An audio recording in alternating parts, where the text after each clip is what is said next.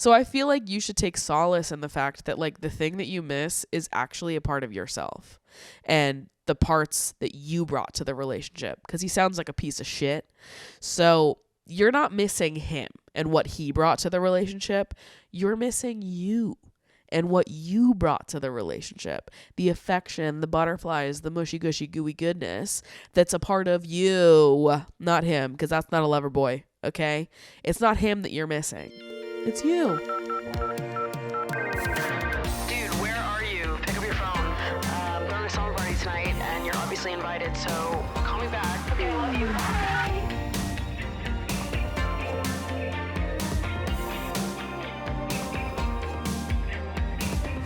What's up, you guys, and welcome back to Emotionally Online. Oh my god. What's my intro? Oh my god, what is my fucking intro? The weekly slumber party for spilling guts and sharing secrets. Holy fuck. I'm going to blame that on the fact that I'm sick right now, because there's no reason why I should have forgot that. It hasn't been that long since I've recorded an episode. But my God, we are back for season 4 of Emotionally Online, the weekly slumber party for spilling guts and sharing secrets. And I have missed you guys so much. I also will say my second defense, me being sick, is defense number 1, excuse number 1. Excuse number 2 is that right before I started filming this, I kissed Mango on the head and I just put on lip gloss. So I was going like, trying to get her fur off of my lips, and I just feel like I'm overstimulated, okay? There's fur on my lips because I kissed her, because I just can't help myself. I put on lip gloss and I do need to continue to smooch Mango on the head immediately. She comes and she sits this close to me, like I have to smooch her on the head. So those are my 2 excuses for forgetting my intro the second the camera starts rolling. That's crazy. Hi, guys. We're back. I'm here. I've missed you guys so much, but I had a nice couple weeks off to relax. I was home with my family for a little bit, and then I came home here for like less than a week, saw a couple great movies. Saw Baby Girl, which we already discussed on my main channel. Go check out the video I made over on youtube.com/Maddie Drossback if you want to hear more about that. Saw The Brutalist. Fucking crazy. So fucking good. And I also saw Nosferatu. Also really great. So many good movies all around. There's still so many that I need to watch in preparation for, and also in response to the Oscar nominations, which are coming out on Sunday. You know, all of like the whisperings of what could be nominated. I'm trying to watch as many of them as possible before the nominations come out, because this year I am trying to watch every movie that is nominated for an Oscar.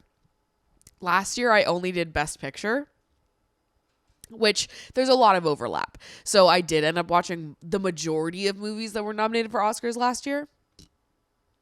This year, I'm trying to watch all of them. In every category, I'm trying to watch every single movie that is nominated for an Oscar. So I'm trying to get ahead of the curve here and just watch as many movies that might be nominated as possible in preparation for the nominations that are coming out on Sunday. This is just my fun little hobby that I like to do. I like to give myself tasks. Like I need to do these things. Like I'm a college student and my task is to watch every single Oscar nominated movie. I just like having tasks, I guess. This is also how I feel about video games. It's why I like Toontown so much, because I have objectives and tasks. I have a to-do list in that game, okay? That's why I like it so much. That's also why I like Among Us. I just like tasks, bro. I like people telling me, here are your 10 things that you need to do. Go do them. And I say, absolutely. So I give myself tasks for fun. And this is just how I like to spend my time, I guess. So watching a lot of movies, having a lot of fun. And then I went on a mother-daughter trip with my mom, which is, I guess, now becoming an annual thing. Last year, my mom won a free cruise playing bingo. I know. I don't know how the luck that woman has is unexplainable. So that's why she and I went on a trip last year, because I have a weird flexible schedule and she's retired. So it was just like, okay, she won a free trip. So let's go. Let's do it. And we had so much fun that we planned another mother-daughter trip for this year.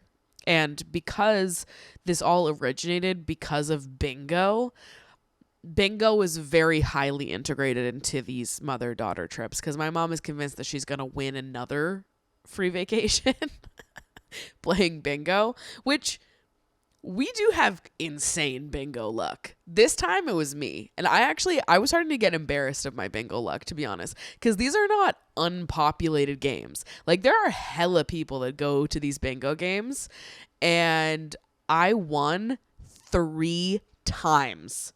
Like, it looked like I was colluding with the people running the thing, because how the fuck did I win bingo 3 times?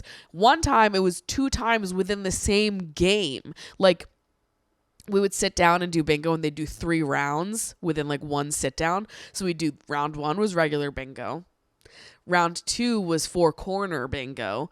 Round 3 was coverall bingo. And I won the regular bingo and the coverall bingo in the same sit down. Do you understand how embarrassing it was? Because when you're 1 away when you play bingo, for all my non-bingo heads out there, when you're 1 away from winning when you play bingo, they have you stand up so everyone knows you're only 1 away from winning. That game, when I won 2 in a row, I had also won the night before. So I stood up the first time, and people were sitting there right next to me. They were like, she won last night. And I was like, I'm sorry, what can I say? I won last night, and I'm 1 away from winning again. And then I ended up winning that regular bingo.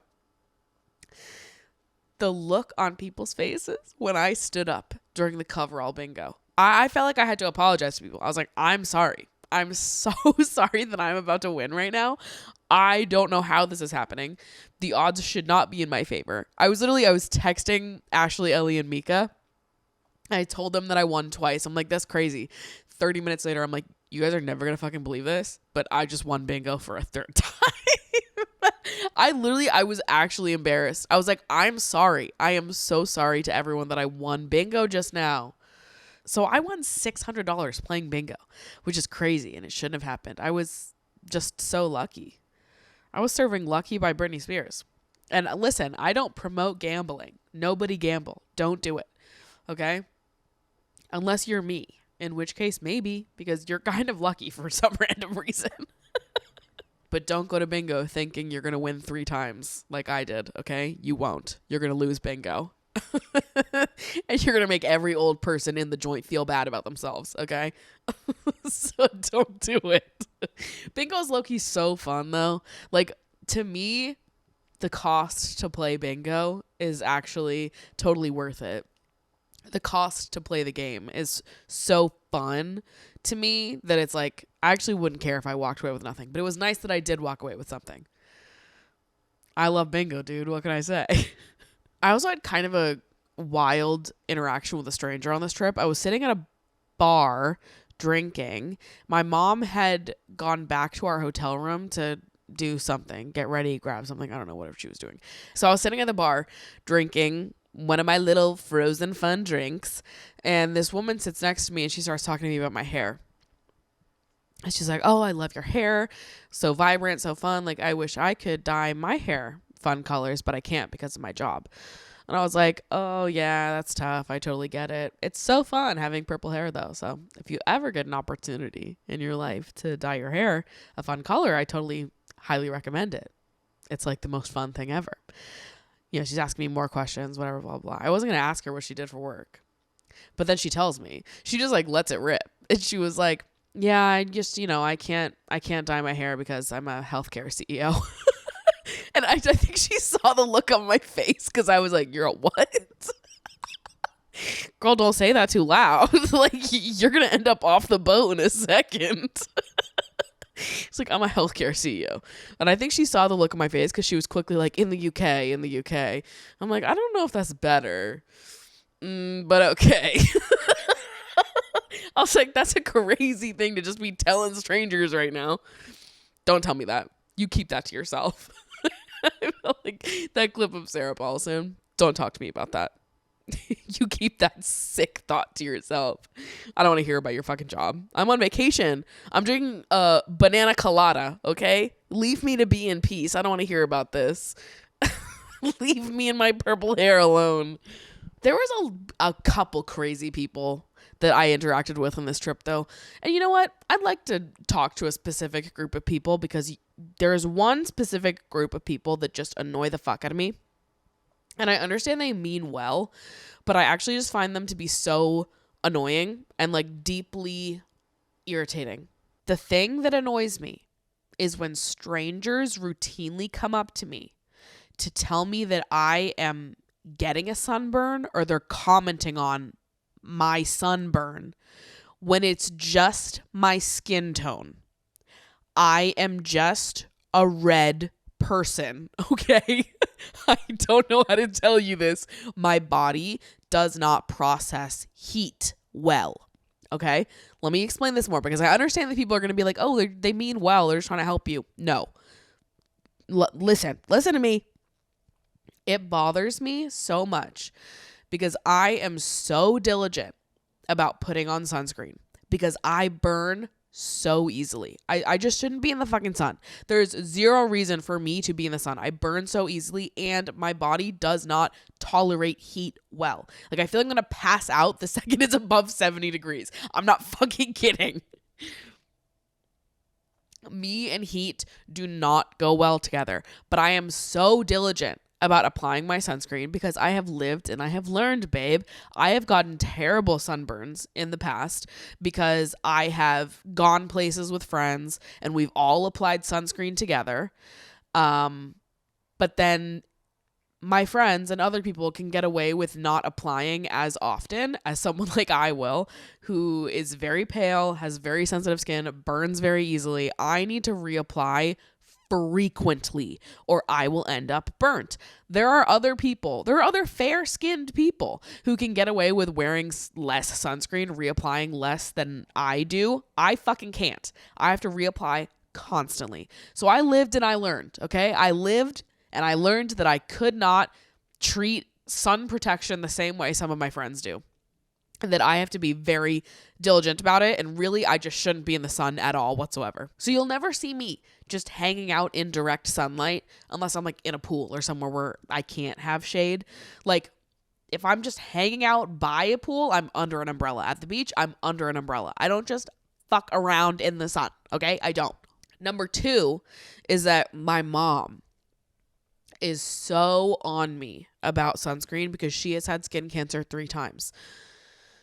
So I'm aware. I'm so aware because also number 3 is that I have a worm inside my brain that panics and feeds more reasons for me to be anxious every 30 seconds to me. So don't worry. Between the worm that requires anxiety to be fully in my body 24/7, my mom who's on me 24/7, and me just being a grown adult who is on top of myself, I have it fucking covered. But here's what I will say. When I go outside and I am hot, I will look sunburnt. I will look red as hell, even when I am not sunburnt. Because when I am hot, my whole body gets red. And my friends that have gone to workout classes with me know this. When I bring friends with me to fucking Good Move and they see me after I've danced, my whole body is red. I don't process heat. Like when I get hot, when I get sweaty, when I'm in the sun, I turn red. I am not sunburnt. You give me 30 minutes in an air-conditioned room and you'll see my skin tone go back to fucking normal. But when I am hot, I will be red. So this is also why it's kind of difficult when I'm, on vacation or in the summer and people see me and they're like, oh, you look like you got a sunburn. You look like you got a sunburn. And meanwhile, it's like I'm not fucking sunburnt. I've been applying sunscreen every 20 minutes all fucking day. I'm just red because I'm hot.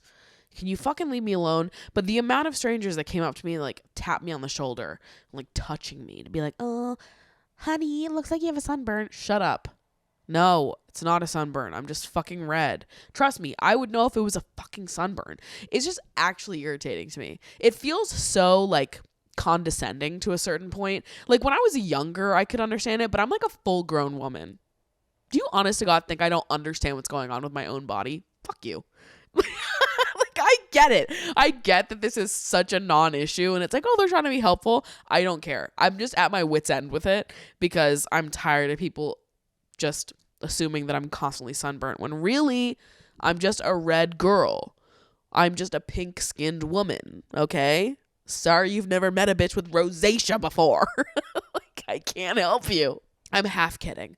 Like, it doesn't actually piss me off to the point of rage. Like, when it happens, I'm just like, no, it's fine. Don't worry about it. Thank you, though. I appreciate you caring. I appreciate you looking out.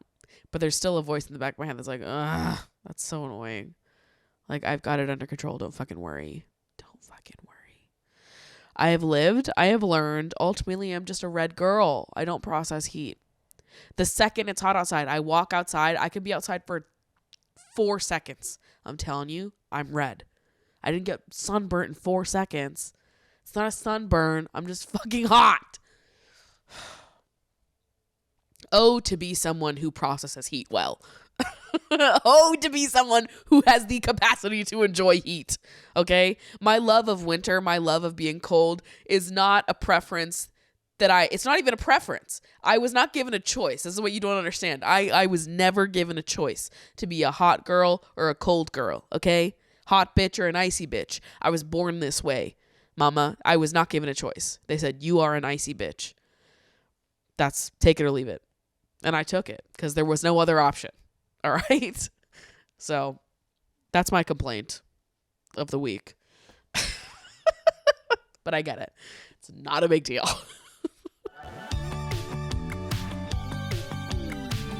Okay, wait. Happy episode 100, you guys. What the fuck? Kicking the year off in the 100s of episodes? That's kind of crazy. I kind of love starting the year off like that, like 100. Let's fucking go. So, in honor of hitting 100 episodes, we had to do something cuckoo crazy bonks. We had to launch something.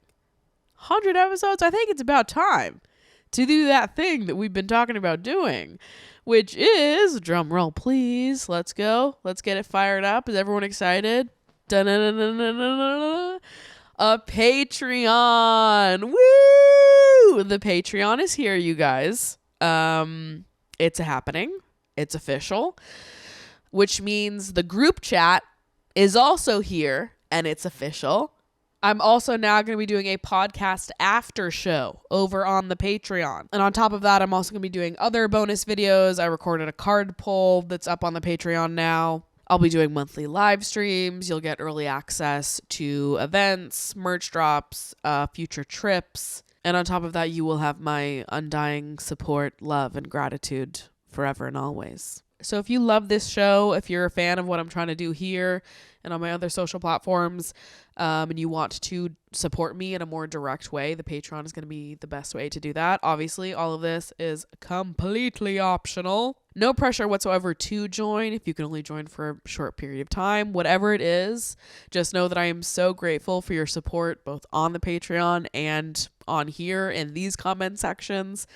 Your support means the absolute world to me. This is my dream job. I love it so much. I'm just eager to find more ways to deliver content to you guys, to connect in more meaningful ways, and to create more like safer locked down spaces, and you guys can connect with each other and we can chat and goss and all of that. So the Patreon, the group chat, all of that is going to be linked in the description down below if you'd like to join us. I think it's going to be super fun. And also, I made an Instagram for the community initiatives that I'm going to be taking. It's called Lovergirls HQ. That's the @ over on Instagram. That's where I'm going to be posting any and all community activations, events that we're going to be doing. I'm going to start planning some community events here in New York City, but I'm also going to be doing some virtual ones. Some will be Patreon exclusives. Others will be open to everyone. Regardless, I'm going to be posting about any and all like events, specific ways that we can connect with each other on that Instagram. So if you want to be up to date, whether you are a patron or not, be sure to follow Lovergirls HQ over on Instagram, because that will be the hub for the Lovergirls. Lovergirls HQ, exactly what we're talking about. That's the headquarters. That's where everything is. Those are where the events will be posted. Community is my word of the year, my vibe of the year. So that's 100% my focus. And I'm just so excited to get started here. So the Patreon is live. If you want to join us, I would love to have you. And if you can't join us, I love you just as much. So don't worry about it. And be sure to follow Lover Girls HQ because there's going to be many opportunities for us to connect both on and off of the Patreon. But if you want to join us in the group chat and you want to stay tuned for the after show, that's going to be over on Patreon after this. Okay? Love it. Oh, I'm so excited. When was the last time that you needed to go to the doctor's office, but you just kept pushing it off? I'm just too busy. It'll heal on its own. I don't know what doctor to go to. That was me after I stopped going to my old dermatologist after I sufficiently embarrassed myself, which you guys know the whole story on that. I couldn't go back there, okay? And between leaving that dermatologist practice and finding a new one, I absolutely put that off for way longer than I should have. Regardless of what your reason for putting it off may be, the truth is that we've all been there at some point, and we don't need to continue to be there. Because thanks to ZocDoc, there is no reason to delay because they make it so easy to find a new doctor that is going to be a perfect fit for you. ZocDoc is a free app and website where you can search and compare high-quality in-network doctors and click to instantly book an appointment. It is all done right on the website, no phone calls needed, which is awesome. If you're someone that hates talking on the phone, Gen Z, I'm looking at you. From mental health to dental health, primary care, urgent care, dermatology, whatever it may be, they have doctors who will take your insurance, are located nearby, and are highly rated by verified patients in your area. Also worth noting that appointments made through ZocDoc typically happen fast. So we're talking like 24 to 72 hour turnarounds. So you can even score same day appointments. I have personally used ZocDoc to find doctors for me in my area, and I highly recommend it to any of you guys as well. Stop putting off those doctor's appointments. Just go to ZocDoc.com/emotionallyonline to find and instantly book a top rated doctor today. That's ZocDoc.com/emotionallyonline. ZocDoc.com/emotionallyonline. You know, as there are most New Year's, there's been an influx of really terrible body image content online. I've seen a lot of it. A lot of it has appeared on my feeds. I've been seeing more and more of it just in general. I think we all have. But I think especially around the new year, there's just like such an influx and, you know, new year, new me, do this, change your whole body, change your whole appearance. The way that you look now is bad and it's not good. And, I've also been witnessing an influx of people using the word fat as a negative word again instead of a neutral descriptor, which I don't love. And I'm going to start calling people on it because I'm actually sick of it. I'm sick of it. You know that trend that people have been doing, which I'm not saying that everyone who's done the trend has done this, but a lot of people that have done this trend, I have seen them do this. You know that trend where people are posting a photo of themselves and then you swipe to the next one. They're like, I bet you didn't notice this, right? Like a lot of the trend was people being like, oh, I bet you didn't notice my ear was poking out through the side of my hair. I bet you didn't notice my clothes were bunched up weird on this side of my body. Like some of it was quite innocent and just like showing how we nitpick like photos of ourselves. We take like 100 photos of ourselves and then we post one, and there was all of these ones that weren't great, but the truth is that like they weren't great to us for reasons that other people never would have noticed, and we're just being hypercritical to ourselves. That's like the point of the trend. But there were some people that used choice words when doing their little slideshows, and they'd show a photo of themselves and then they'd swipe and be like, I bet you didn't think I looked fat in that photo. And I'm like, excuse me? Insinuating that they thought they looked fat in that photo and that's why they didn't post it. I bet you didn't think I looked fat in that photo. Let's take a pause here for a second, people. What would be so bad about being fat in that photo? Riddle me this. Why would that be the worst thing? You guys have got to stop using the word fat as a negative word. And every time I see stuff like that, I'm always like, are we not past this? Do we not know better than to talk about fatness like this at this point? To talk about it like it's this like worst fear. One of your worst fears is someone perceiving you like that. You perceiving yourself like that. Would it be so terrible? Would it be the worst thing if you were? If the photo was? Like, why? What are we doing?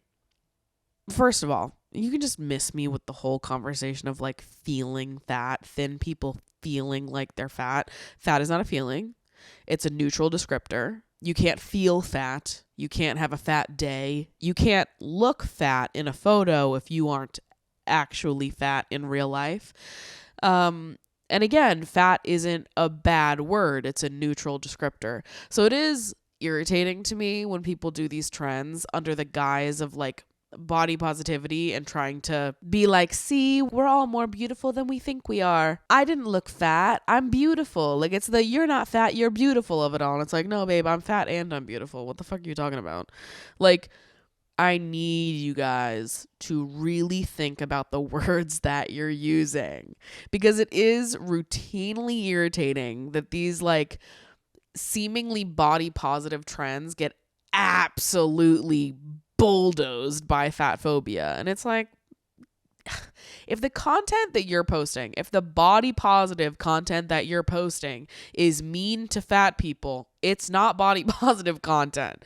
You're just eating your own ass, to be honest. I just think that maybe we need a little reminder, a gentle reminder, to be cautious of the words you're using, because your fat friends notice when you use the word fat in a negative way like that. When you position fatness, the possibility that someone could perceive you as fat as being a negative thing, when you use the word fat as an antonym to the word beautiful, your fat friends notice when you do that. And it's hurtful and it sucks. And I think it's behavior that we need to be reminded we have already left in the past. Okay? It's not coming back. Not in this corner of the internet. It's not. We're leaving it there. Okay? I am all for people being like, hey, we should be less critical of ourselves, because all of these photos that I didn't post because I was nitpicking this part of myself and this part of myself and this part of myself, but I look beautiful in all of these pictures and you didn't even notice the things I was nitpicking. I like the message. Let's not be fat phobic in our delivery of that message, though. It's really easy to not do it. You know, it's really easy to not be like, I bet you didn't think I looked fat. Stop using that word in a negative way. Stop it. It's just lame. And I don't like that it's being normalized again. And I think especially this time of year when so much like change your whole entire life, change your whole entire body stuff is being shoved down your throats. And like, I am all for people making New Year's resolutions to be healthier, to eat more colorful meals, to be more active, incorporate more joyful movement. It is so awesome to work on your routines and to try to build better ones that are kinder to yourself, to drink less, to smoke less, whatever it is. I think these are all awesome initiatives that people want to take around the new year. And I don't think it's a bad thing to let yourself be inspired by the fact that it's a new year and it's a fresh start. What I'm not about is body shame in any regard. And also, did you notice all of the things I just listed? None of them had anything to do with appearance. Eating more colorful meals, incorporating more joyful movement, drinking less, smoking less, whatever it is. None of these things involve appearance, right? I think it's awesome to focus on your health and to want to live a healthier lifestyle. Also, like, what health is looks different on everyone. There's no one body image or one body type that is like the pinnacle of health. There's plenty of unhealthy thin people. There's plenty of healthy fat people. So I just am sort of over the like using fat as a bad word. It's a neutral descriptor of a body type. Whatever your goals are for the new year, I encourage you to talk about them using kind words towards yourself and your current body. Your body is your own. You can make your own choices. I just encourage you to be mindful of the words that you use when you talk about all of it. Because I think it's wrong to hurt other people in pursuit of, your own self-acceptance, however that is. I just think that everyone is struggling this time of year, and it's already so difficult with the transform your whole body and life media that's pushed down your throat. We don't need to be making it harder for each other. I think we can talk about our goals. We can talk about our health journeys without shitting on our current bodies or shaming other people who look like our current bodies, without making people that are in bigger bodies to us feel shitty about themselves for no fucking reason. Regardless of what journey you're on, understand that there are other people that are not on your fucking journey and don't want to be shit on in the process. I don't believe that we should be making other people feel worse in pursuit of our own self-acceptance. I hope everyone makes their own choices, sets their own goals. I hope they're all goals that are kind to you. I hope they are all goals that you feel truly joyful about working towards and not like you are being forced to. Ultimately, you make your own choices, you make your own decisions. I just hope that you are taking care of yourself and you're also not being nasty to other people in the process of that. So, yeah, I don't know. That's been weighing on me. I've just been thinking about it a lot, and I definitely do find myself being more critical of myself this time of year. So, yeah, I just wanted to say that to anyone else out there that is struggling with the influx of weird hypercritical body content and the resurgence of people using the word fat in a negative way very casually. If you're also struggling with that, you are not alone. I'm right there with you, and I'm going to affirm to you that it is very weird to talk about bodies that way, to demonize one body type. It's very strange. It's very bizarre that they talk about bodies that way. You're not crazy for having a reaction to it. And yeah, generally, I think that we should be calling people out for contributing to the hierarchy of body types. It's just lame. And no matter what you look like or what your health is, you should be respected. You're beautiful and gorgeous right now as you are today. And if you want to bring more joyful movement into your life, if you want to learn more about how to cook healthy, balanced meals for yourself, I think those are wonderful initiatives to take. I just hope that if you choose to take them, that you make sure that you are really prioritizing your mental health on that journey as well.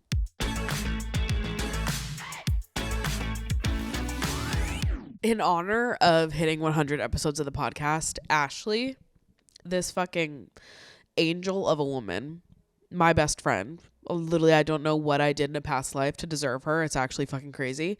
But in honor of hitting 100 podcast episodes, Ashley reached out to damn near everyone I know and had them all send in video clips of them congratulating me and just saying nice things about me.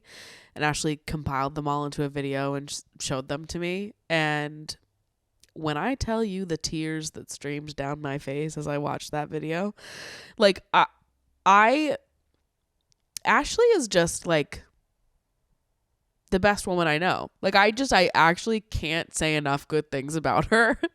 I actually I will never get tired of talking about how much I love my best friend.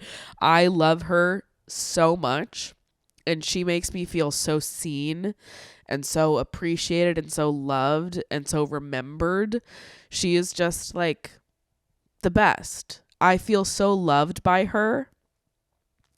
And she put together this video of so many people in my life. I was actually so impressed with the amount of people she got to send in a video, because it was such a busy time of year also.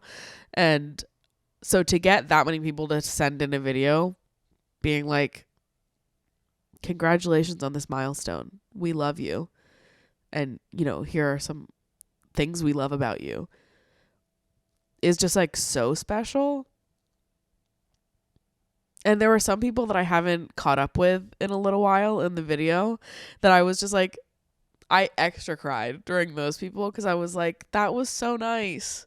And I love you. And oh my God, I miss you. And here you are in this video. Oh, like there's something so beautiful to me about like the ebbs and flows of friendship and connection and how you can connect with someone and then, you know, you're not in the same place, you're not in the same city, you go months without speaking to each other, and there's still such like a strong bond and connection and love there. Oh, that's just so special to me.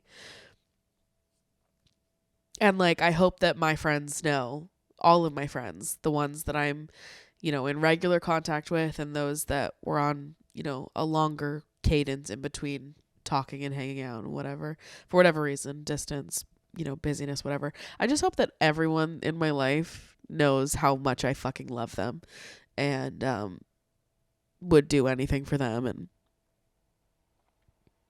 no matter the amount of like time and space between us, I will always love you and appreciate you. And I just it's just so awesome. Friendship is fucking awesome. And I was just so touched by it. So fucking touched by it.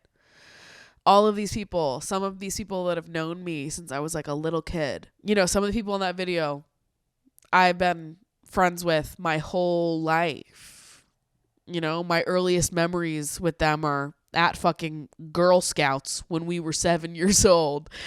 You know, it's memories of us playing together in my backyard, building forts in each other's basements, transcribing an entire episode of The Sweet Life of Zach and Cody so that we could perform it ourselves, creating a curtain that could be opened and closed using a tarp and a computer mouse. Never forget that. Like these people that I knew when I was a little girl, who I still love so deeply, and I'm so lucky to get to be friends with still to this day and be in community with them. And it's just so special to be so seen and so known by someone else. And also, you know, there are some people in the video that I've known for so long, and there's some people that were in the video that I've only met the past couple years, and it's so special to me to like get older and meet new people and just be reminded of how abundant friendship is and how awesome it is to know that like new friends and new connections are always right around the corner, and how amazing is that we just get to meet besties for the rest of our lives. And we can meet people that we feel like we've known forever when really we've only known them for a handful of years. To feel so seen and so known by someone that really hasn't known you forever, that's also so special.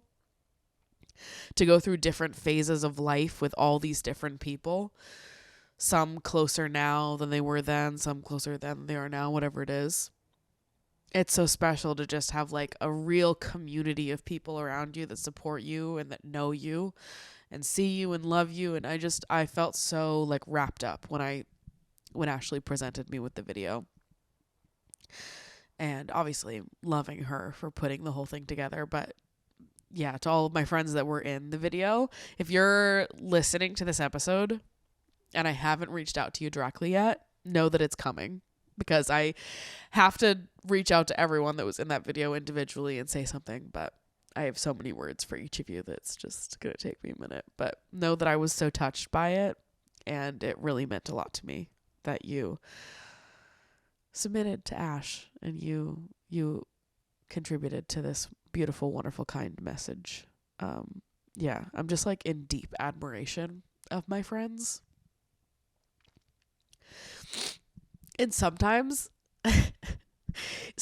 I'll have these moments where I'm like, my friends are so brilliant and so smart and so kind, and I'll have moments sometimes, especially this, because this is something that I struggle with. I have a lot of social anxiety, so sometimes I'll like be in a social setting with my friends and I'll just be like in observation of them because they just excel at it, and I'll be watching them and how like extroverted and social and charismatic they are. And listen, I excel in other kinds of social situations. I'm a one-on-one girl. I'm a small group girl.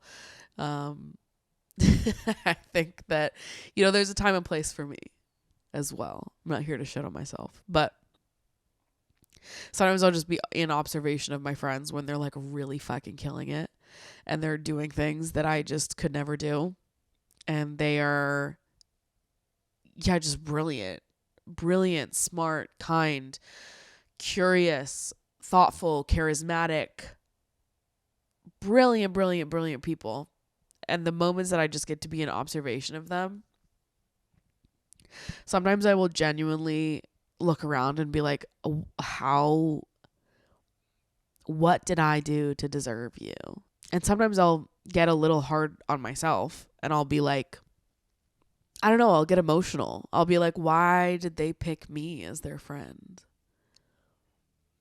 The way I look at them and I'm like, you are just so magnificent in every single way. Why did they pick me?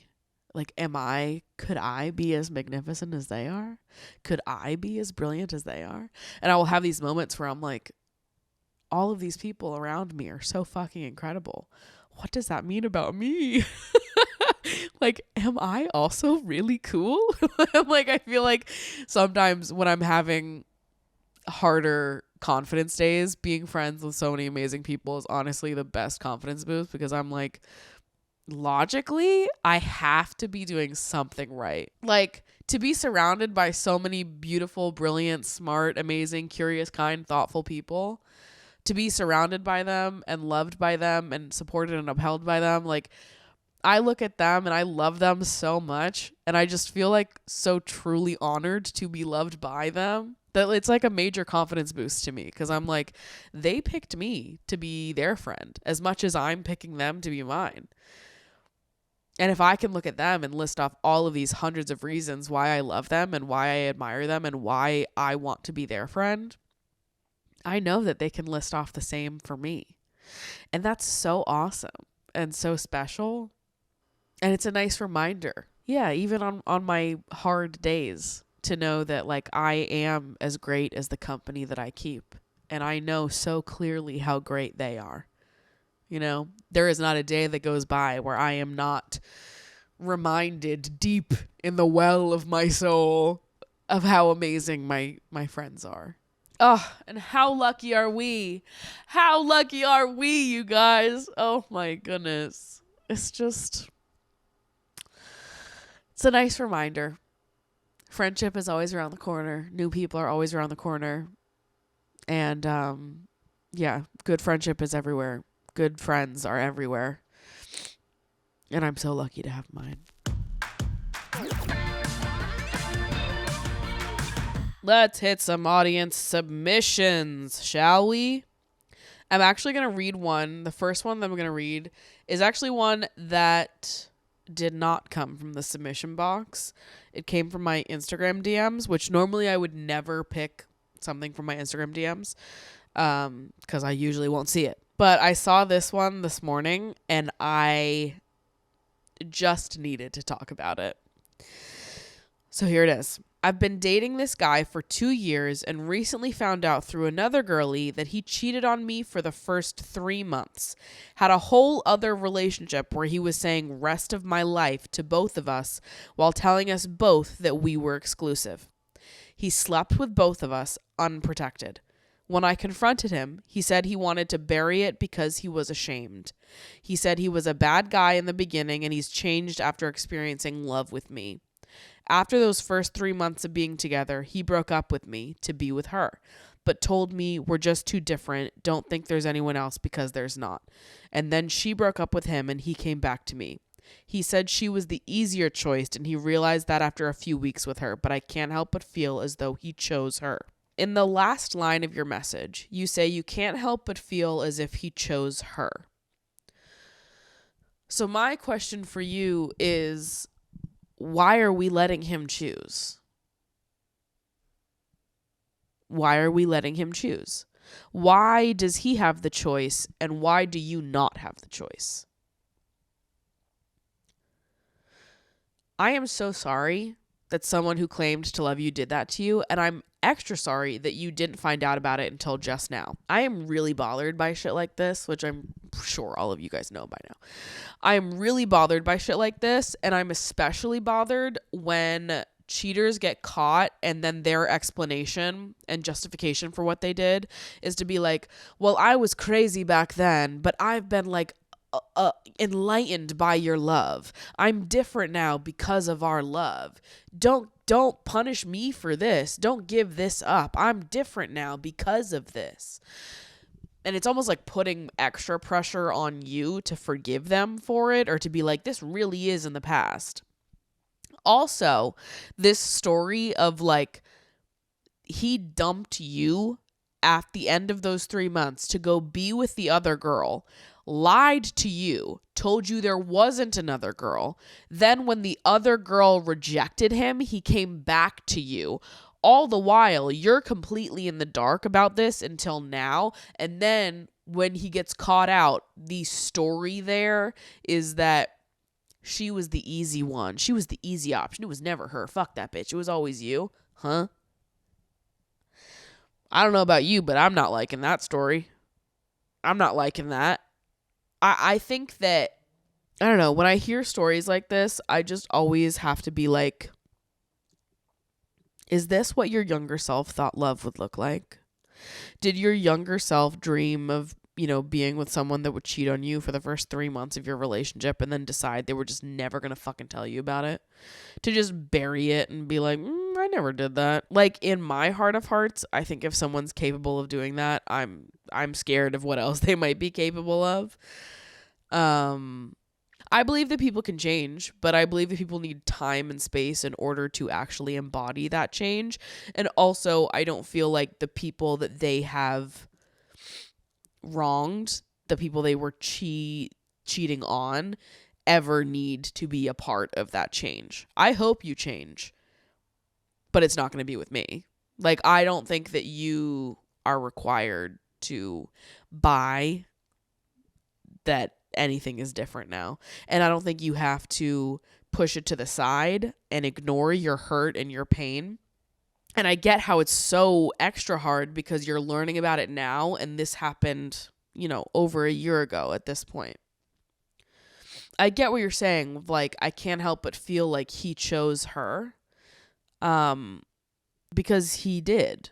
And then she rejected him and he came to you. But I don't really give a fuck about what this man chose then or what he ended up choosing.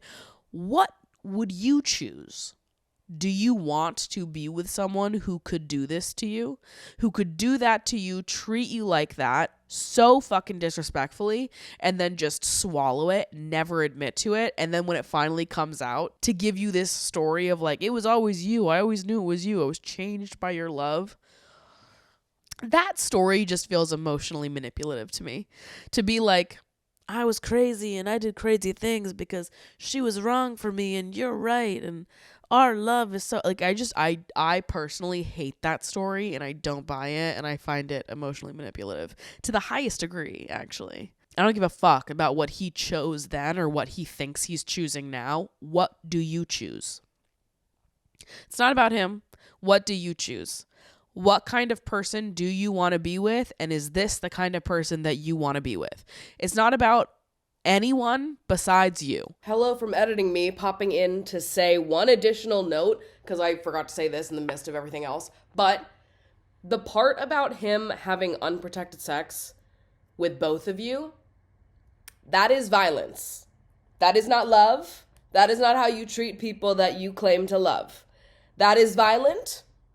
And that is deeply, deeply fucked up. To have unprotected sex with two people while they both are under the impression that you're only having sex with each other.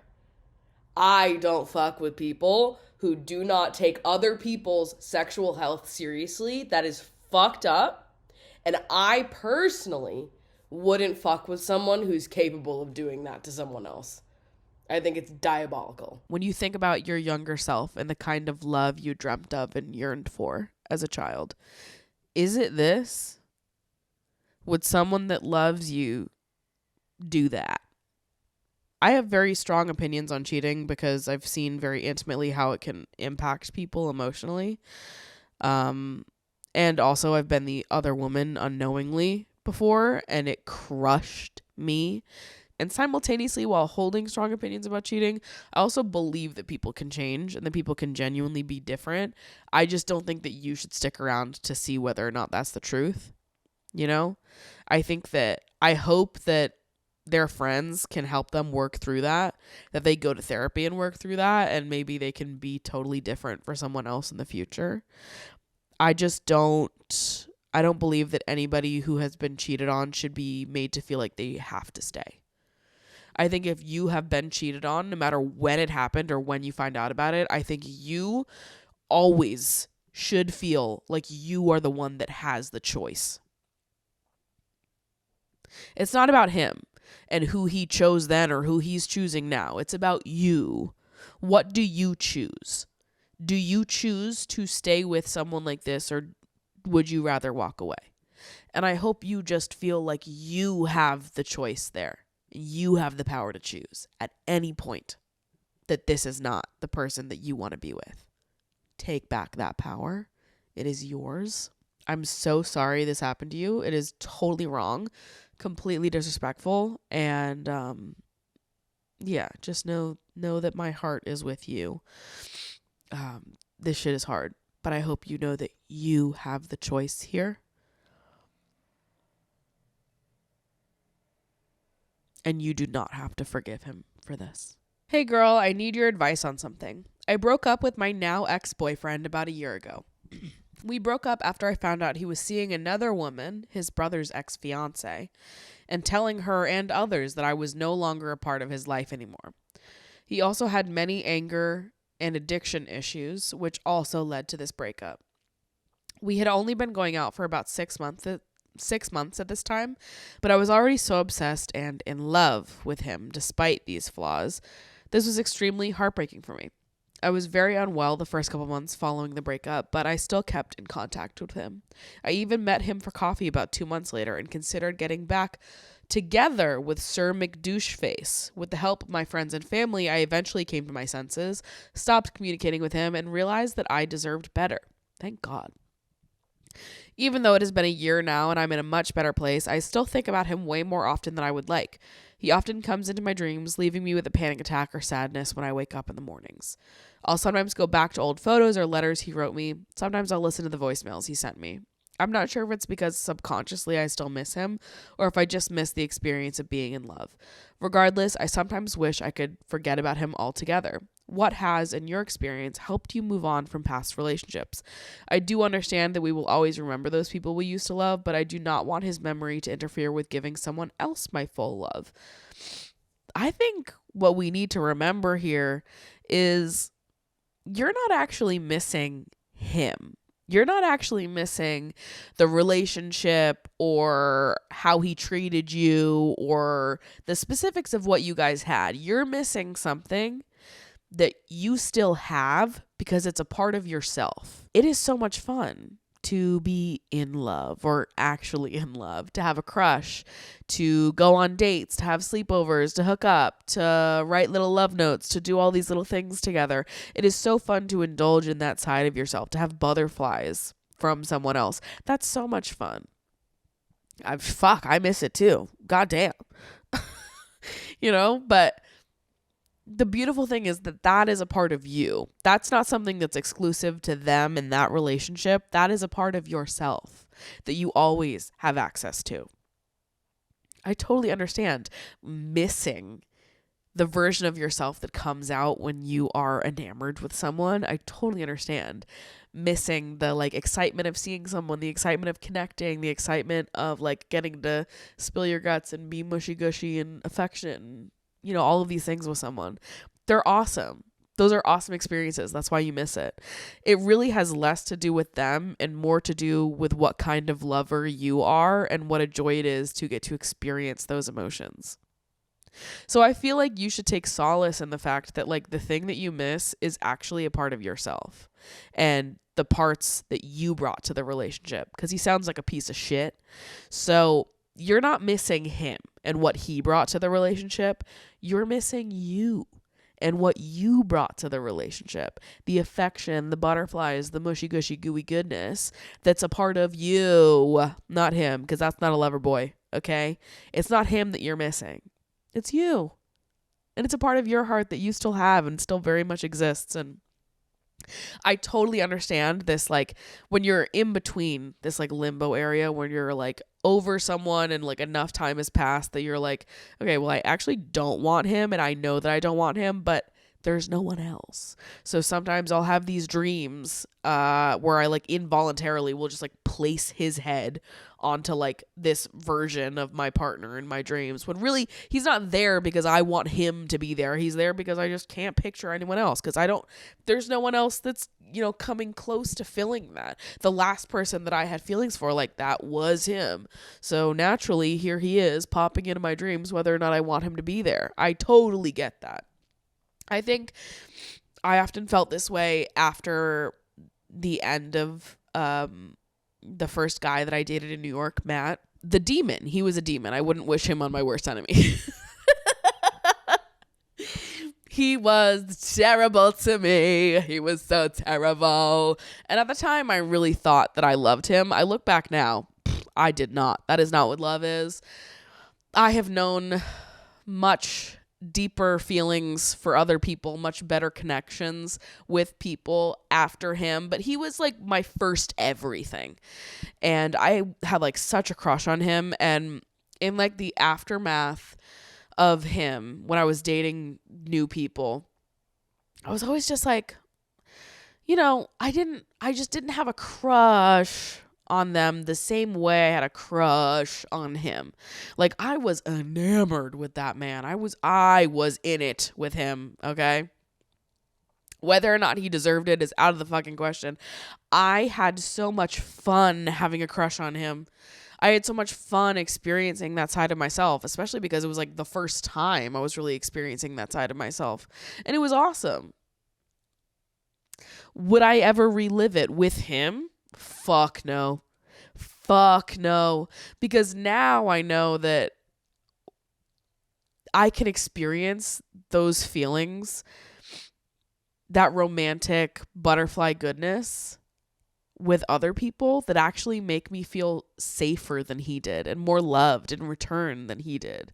The thing that I missed was the giddiness and excitement and romanticism that I felt, but it had nothing to do with him and everything to do with me.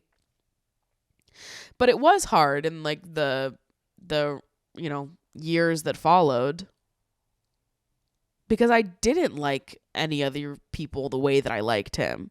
I was going on dates, I was hooking up with people, but none of them were him. Regardless of if he deserved that, you know? Like, I didn't like anybody else the way that I liked him. Until one day I did. Until one day I did meet someone that I liked as much as I liked him. And he was a lot nicer to me. And then things were different. But I totally relate to you in the sense that, like, there was this in the middle period for me where I was like, did I love him? Like, was that love? Is that why I like just not feeling it for other people like that? Why it's so hard? Like, will I ever be excited by something the way I was excited by him? I mean, sexually especially, that was a question for me. Because it was just different. And it took a couple years. But I moved on. And I met someone else. And I realized that he wasn't all that great in the first place.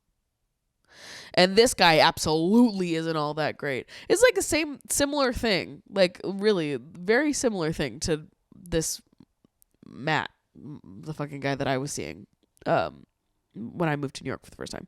10 years ago. That's crazy. A decade ago. That's crazy. I feel fucking old when I remember shit like that. Like, the fact that I'm, like, recounting stories that happened a decade ago. That's crazy. I've been like a whole person for a decade. That's insane. I can't even think about that.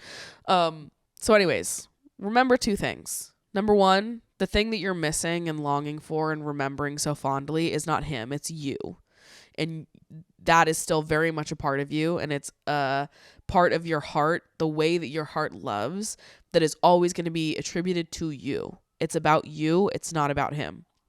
And number 2 is just that, like, we can't force or predict when these like profound relationships are going to come into our lives, when we end up meeting the people that like really stick with us, the ones that we have really intense feelings for, the ones that sort of change us and alter us.